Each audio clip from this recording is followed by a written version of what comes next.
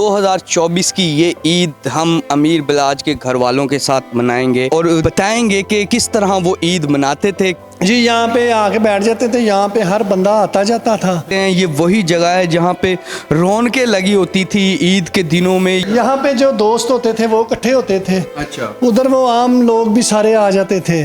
तो जो दोस्त होते थे उनको फिर इधर बैठ जाना, यहाँ पे खाना वगैरह लगाना। ये चेयर वगैरह थी जी, ये चेयर थी उनकी। ये पीछे नाम लिखा हुआ है। ये देखें, बिल्कुल ये जो पहलवानी का सिलसिला इस घर का हिंदुस्तान पाकिस्तान बनने से पहले ये तकरीबन को 200 साल से खिलाफत ये पहलवानी की इनके पास थी। अच्छा। जी तो नाज़रीन, ये वो कुर्सियाँ और वो जगह है जहाँ पर वो ईद नमाज के बाद बाहर से यहाँ बैठने आ जाते थे। ये उनका एक ऑफिस भी है। कैसर, जब अमीर बिलाज ईद नमाज पढ़ के आ जाते थे तो यहाँ से आते थे, थोड़ा सा बताएं कि वो कैसे ईद मनाते थे और क्या क्या एक्टिविटी। बिस्मिल्लाहिर्रहमानिर्रहीम। जब वो ईद नमाज पढ़ के आते थे तो काफ़ी दोस्त अहबाब और वैसे जो मोहल्लेदार हैं, जम्मे गफीर होता था ना। अब तो यहाँ पे वो रौनकें भी नहीं है। बस वो सब अफसुर्दा हैं, गमज़दा हैं, परेशान हैं। किसी को नहीं पता ये रमज़ान गुजरा है, ईद आ गई है। किसी को किसी बात का नहीं, खुशी नहीं, कोई रौनक नहीं है। सब बिलाज भाई के गम में, जैसे पूरी कौम हमारी अफसुर्दा है। इस तरह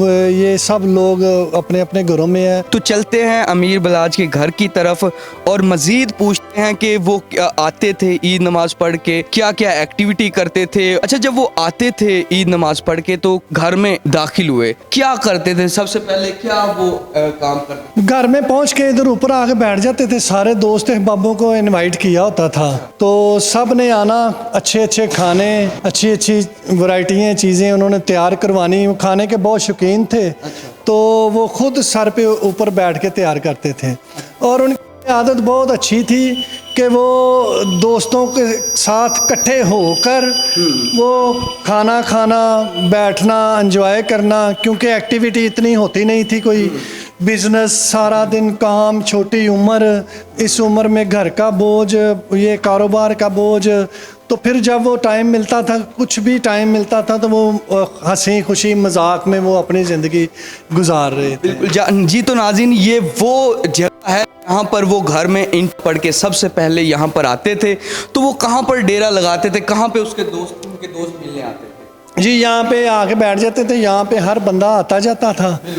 तो क्योंकि हर बंदे का इधर मिलना ज़रूरी होता था तो यहाँ पे आके उन्होंने बैठ जाना। जिसने भी आना, इधर ऊपर आना, मिलना।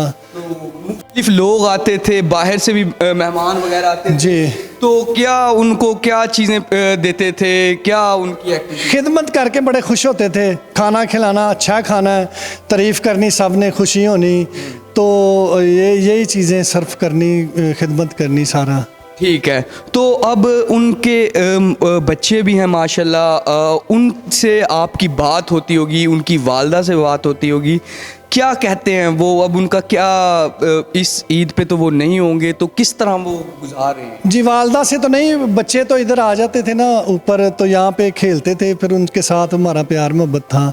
लेकिन वो ढूंढ रहे हैं अपने बाप को, अपने पापा को ढूंढ रहे हैं कि इधर इतनी रौनकें होती थी ईद पे। तो हम कपड़े लेके आते थे, जूते लेके आते थे, खिलौने लाते थे। तो हमने भाग के अंदर घर चले जाना, भाग के इधर ऊपर आ जाना। तो ना तो कोई रौनकें नज़र आ रही हैं, ना बाप नज़र आ रहा है। बिल्कुल नाज़रीन, देख सकते हैं ये वही जगह है जहाँ पे रौनकें लगी होती थी ईद के दिनों में। यहाँ पर काफ़ी बड़ी तादाद में लोग इकट्ठे होते थे और उनसे ईद मिल रहे होते थे। लेकिन आज यहाँ पर कोई मौजूद नहीं है। उनके जो ऑफिस है यहाँ पर, उसमें चलते हैं। यहाँ पे जो दोस्त होते थे वो इकट्ठे होते थे। अच्छा। उधर वो आम लोग भी सारे आ जाते थे। तो जो दोस्त होते थे उनको फिर इधर बैठ जाना, यहाँ पे खाना वगैरह लगाना। ये चेयर वगैरह थी। जी, ये चेयर थी उनकी। ये पीछे नाम लिखा हुआ है। ये देखें, बिल्कुल ये जो पहलवानी का सिलसिला इस घर का हिंदुस्तान पाकिस्तान बनने से पहले ये तकरीबन को 200 साल से खिलाफत ये पहलवानी की इनके पास थी। अच्छा। तो ये अड्डा जो डेरा नया बनाया, ये जो घर नया बनाया, इसमें उन्होंने प्रमोट किया जो अपने वालदैन की पहलवानी के शौक़ थे, खाड़े के शौक़ थे, पहलवानों के नाम थे, वो सब ऐड किए ये चीज़ें उन्होंने। तो अच्छा, ये कहाँ से, ये उनका है, उनके वालिद का, किसका है ये? नहीं, ये बिलाज भाई ने बनवाया। अच्छा, ये वाला कहाँ से? ये इन्होंने इधर से बनवाया, लाहौर से। अच्छा, लाहौर से बनवाया। जी तो नाज़रीन, ये वो कुर्सियाँ और वो जगह है जहाँ पर वो ईद नमाज के बाद बाहर से यहाँ बैठने आ जाते थे। ये उनका एक ऑफिस भी है। जी कैसर भाई, जब वो ईद मनाने आपके साथ बैठते होंगे, क्या बातें करते थे, क्या उनकी क्या कहते थे? बस खानों का कहते थे, मैंने ये भी बनवाया, ये भी बनवाया, सारे दोस्तों को इकट्ठा किया है, तो इधर बैठ के खाना खाना, मजाक करने, हंसना खेलना। पता ही नहीं था कोई दुश्मनियाँ होती हैं या दुश्मनी है, कोई इसको कत्ल कर देगा या ये दुनिया से रुखसत हो जाएगा या ये इस ईद पे हमारे साथ नहीं होगा।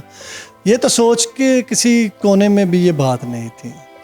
अच्छा, अब माशाल्लाह फूल जैसे उनके 2 बच्चे हैं, आपसे मिलते भी होंगे, क्या कहते हैं, मतलब कि आप उन क्या फील करते हैं उनको देख के, क्या है? बस उनकी नज़रें जो है ना वो ढूंढ रही हैं, वो आज तक भी अपने बाप को ढूंढ रही हैं, वो मीर बलाच को ढूंढ रही हैं।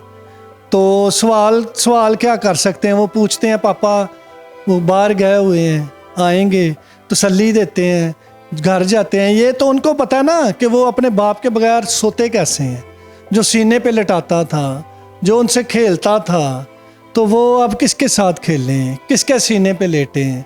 ये बड़े सवाल ऐसे जो दुश्मनियाँ वाले घरों को जो खा जाते हैं, ये जो नाहक कत्ल होते हैं, जो जैसे हमारे भाई का नाहक कत्ल हुआ, तो ये ऐसे बहुत से सवाल बच्चों के जहनों में, आँखों में छोड़ जाते हैं। तो वक्त के साथ साथ अल्लाह ताला इन बच्चों को पढ़ाए लिखाए, काबिल इंसान बनाए, इस कौम की खिदमत कर सकें, ना कि वो ऐसे दुश्मनियों के, ऐसे नासूर लोगों के हत्थे चढ़ें, ना वो इस लाइन में आए। हमारी तो यही दुआ है, जो हमारा भाई चाहता था कि मेरे छोटे भाई पढ़े लिखें, वो बैरिस्टर बने, वो लॉयर बने, वो बने, मेरे बच्चे बड़े हों, पुलिस ऑफिसर बने, कोई आला ओहदे पे कोई अफसरान ने बाला बने, और इंशाअल्लाह ताला वो भी दिन आएगा। वक्त ही खुद ही मरम होता है, और इंशाअल्लाह जिस दिन ये बच्चे काबिल होंगे, ये अफसरान होंगे, इस घरों में सरकारी नंबर प्लेटें लगेंगी, कल्चर चेंज होगा इंशाअल्लाह ताला।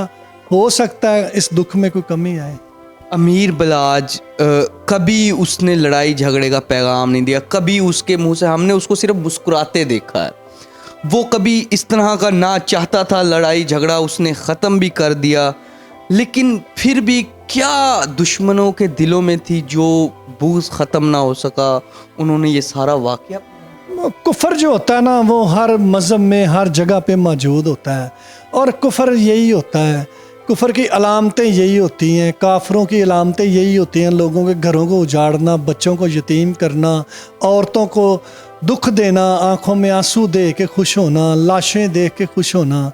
ये तीफी बट जो है ना, हमारी पुलिस ने, हमारी पंजाब गवर्नमेंट ने, जब से मियाँ शहबाज शरीफ साहब वज़ीर आला पंजाब बने थे ना, उन्होंने खसूसन इसके ऊपर काम किया, ये दुश्मनियों को ख़त्म करना, ये कल्चर ख़त्म हो, क्लाशनकोफ कल्चर ख़त्म हो, यहाँ तक चलते चलते आके ये तकरीबन ख़त्म हो चुका था। ये बकाया जात तीफी बट की सूरत में कुछ बकाया जात है, और अल्लाह करे ये नासूर भी ख़त्म हो, ना ऐसी ईदें ख़राब हों। ईद बनी खुशी मनाने के लिए, ना कि गम मनाने के लिए, ना कि दुख मनाने के लिए। अभी पहले फ़ोन आते थे, लोग ईद मुबारक कहते थे, अब फ़ोन आ रहे हैं, लोग अफसोस कर रहे हैं। और ये कितनी देर चलेगा? क्या ऐसे नासूरों को कोई ग़ुलाम नहीं ढालेगा, या क्या ऐसे नासूरों को कोई नकेल नहीं ढालेगा? जब तक ये कानून के कटहरे में खड़े नहीं होंगे, जब तक इनको उल्टा नहीं लटकाया जाएगा, जब तक ये बुराई के रास्ते बंद नहीं होंगे, ऐसी कई ईदें ख़राब होंगी, कई नौजवान कत्ल होंगे, कई लोग जो ईद के दिन ये अफसोस मनाते होंगे। साफ मिलने की कोई उम्मीद है? क्योंकि ना जो बिल्ला इनका दादा था ट्रका वाला, ना उनको मिल सका, ना टीपू को मिल सका, क्या उनके बेटे को इंसाफ मिलेगा? अब सूरत हाल हो रहा है, इंशाअल्लाह ताला सोशल मीडिया की लोगों की नज़रें जमी हुई हैं, लोग बड़े गुस्से में हैं, लोग ये इंसाफ देखना चाहते हैं। सोशल मीडिया के ऊपर इतनी आवाज़ बुलंद है कि आप सोच नहीं सकते।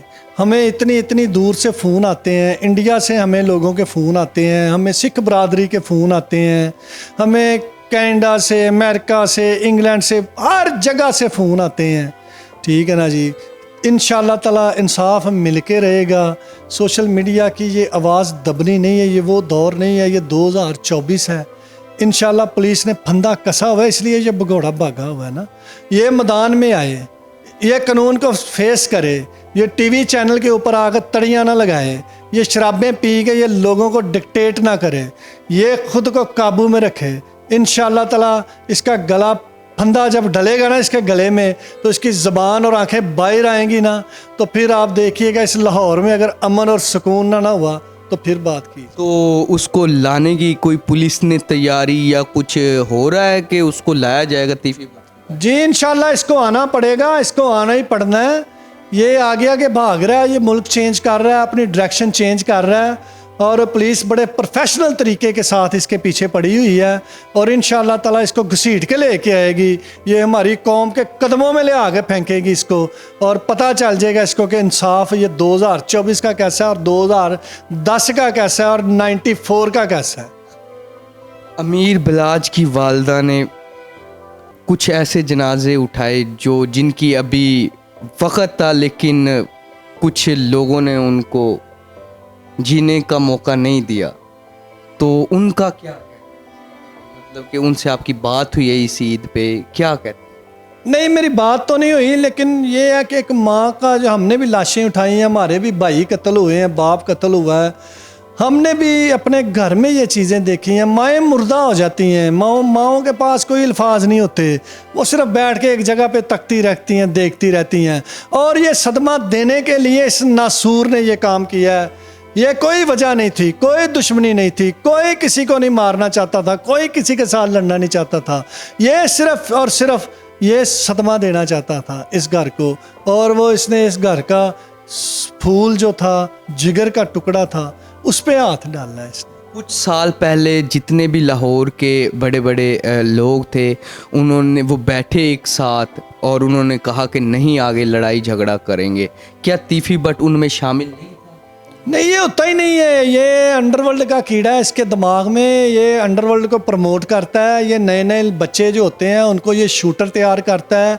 अब इसने अपनी पूरी फैमिली का शूटर बना लिया, इसके साले का बेटा भी, इसके भांजे भी, इसका बहनोई भी, इसके जो खान सामे हैं वो, इसके घर के गन मैन मुलाजम। देखें, इसने एक शूटर कंपनी बना ली है। इसने देखा कि अब लोगों को मैंने बहुत वर्गलाया है, लोग मेरी असलियत को जान चुके हैं, मेरे झांसे में कोई नहीं आएगा। ये एक कुत्ते का बच्चा उसके झांसे में आ गया और उसने साथ ही ये कत्ल करवा दिया। और अपनी देखें, सोशल मीडिया की ताकत बहुत है। इस कुत्ते इंसान को कोई जानता भी नहीं था, तो अब बलाज के कत्ल के साथ ये जुड़ गया। इसको खबरों में रहना आता है, इसको अपना प्रेशर लाहौर पे बैठाना आता है। ये पुराना अंडरवर्ल्ड का पापी है, और इसको जितनी देर इसको नथ ना डाली गई, मैं आपको कहता हूँ सुकून नहीं आएगा लाहौर में। आप अब आगे आगे देखिए, ये इसने अब एहसन शाह का कत्ल करवाना है। ये मैं लिख के दे रहा हूँ। मैंने आपको 1.5 महीना पहले ये मैंने बात की थी मीडिया के ऊपर कि ये बंदा मौके पर मौजूद था, और तीफी बट यहाँ से ये भागा है ये बिल्कुल। और ये पुलिस ने साबित कर दिया अपनी तफ्तीश के अंदर कि ये तीफी बट जब ये वाकया अमीर बलाज का हुआ है वो लाहौर में था, और लाहौर में नहीं, कत्ल की वारदात के ऊपर था तीफी बट खुद। जी जी जी, और पुलिस ने इसको नंगा कर दिया है और वो साबित हुई। और आज मैं आपको ये भी बता दूं, मीडिया के ऊपर 4.5 करोड़ रुपया वसूल करना है उसने, एहसन शाह ने, तीफी बट से। जो ये डील हुई है, जिसमें डील हुई, जो उसने एक शरीफ बंदे को मारने में अपना किरदार अदा किया है, उसका भी 4.5 करोड़ रहता है रहता है। अभी ये करेगा, अभी ये उसको मर्डर करवाएगा, एहसन शाह को। क्यों? कि उसका कत्ल ना तो वो 4.5 करोड़ मुझे देना पड़े, ना इसको इलेक्शन लड़वाना पड़े, ना कोई आला ओहदेदार इसके राब्ते में है। अब तो इसने वो ड्रामा करना था, कर दिया। अच्छा, अब ये उसका मरवाएगा क्योंकि ये वो FIR हो इस घर के ऊपर, बलाज के भाइयों के ऊपर, मौसफ के ऊपर, फतेह के ऊपर, तो ये सारा मामला ऐसे ही समेटा जाए। ये दिमाग में ये चीज़ें लड़ाता रहता है। ये बड़ा गलीज इंसान है। जो बहादुर लोग होते हैं ना, जो गैरत के पे लड़ते हैं, जो इज़्ज़त के ऊपर लड़ते हैं, जो किसी वजह से लड़ते हैं ना, तो वो छुप के वार नहीं करते, वो ऐलान करके लड़ते हैं कि तूने मेरा ये बुरा किया है और मैं इसका बदला तुमसे लूँगा। वो इसका क्या हुआ, ये कौन से बदले ले रहा है लोगों से?